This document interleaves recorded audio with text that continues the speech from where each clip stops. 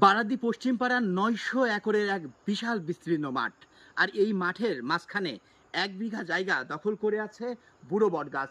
নিশ্চয় দেখছেন বিশাল আকৃতির একটি বটগাছ। বটগাছটির নাম বুড়ো বটগাছ।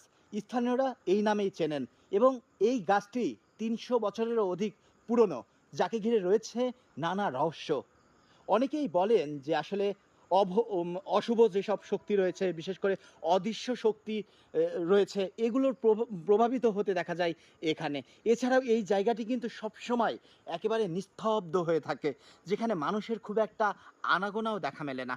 তবে এই গাছটি, অর্থাৎ যাদের যাদের জায়গায় এই গাছটি জন্ম নিয়েছে, তারা এই গাছটি কাটতে গিয়েছিলেন। তবে ওই পরিবারের জামাল নামের একজনের আসলে ৫টি কন্যা সন্তান ছিল। তাকেই কিন্তু স্বপ্ন দেখিয়েছিল রাতে যে ছেলে সন্তানের মতোই এই গাছটি তার। তারপরে এই গাছটি কিন্তু আর কাটা পড়েনি।